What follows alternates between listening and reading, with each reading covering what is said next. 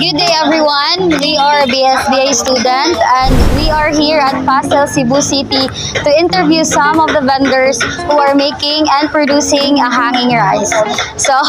come with us.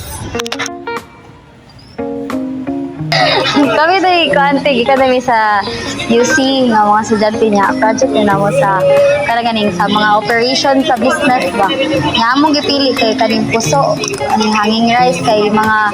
local products mo na mo ang kasi pangalan to ate Aurora nga tatapagan ni ate unsa ni paghimo ang puso ate Muna yung paghimo ani is kanang napanisay kanang sa kanisya primero napanisay kanang silbing bukog niya ba bukog ya waan pa ni siya og tukog para mahimo ni siyang nani ito sa mugikan og ani ate sa mga bukid-bukid manigi pero if magkuha mo ani nay bayad no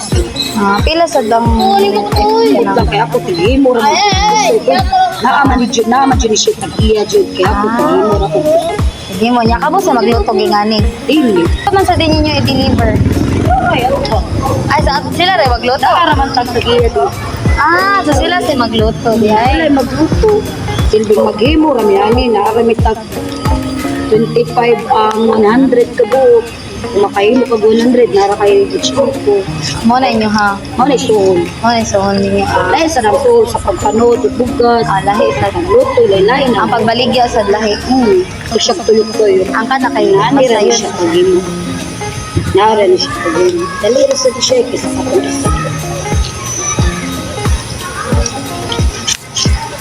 kung anas na kamoy mo ani pwede na lang patigin mo tantaw so yun is ay lahi diamond this ya kani kaya mo ni ang baka siya award wala na siya heart each ana ang 1,000 nani kung maglak ka 200 pesos isod nila aray man na nila isod dire ang bugas dire nya ang sukod sa bugas ana dire ra sa totoy ana may motubo man na siya pila sad ka minuto ang pagluto ana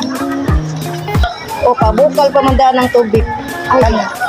so dira bukal ang tulong ka oras kay puno ba yan na nga ang pagsoda yun ani orasan man siya man pila sa ibaligyan ninyo pareho ra ang pagbaligyan sa size darang luto na niya mo na siya ang luto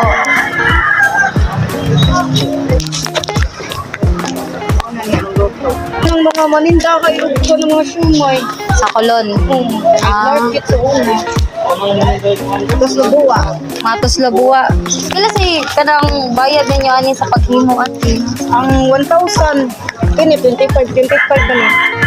upata ni 120 pesos kani 20 pesos 25 ba ni so 120 ang 1,000 200 Today we learned their value chain from getting the ingredients, preparing the food, and packaging, and selling their hanging rice to their customers. I hope you learned something from us and our famous food culture, which is the puso. Iba nung bagong ditigan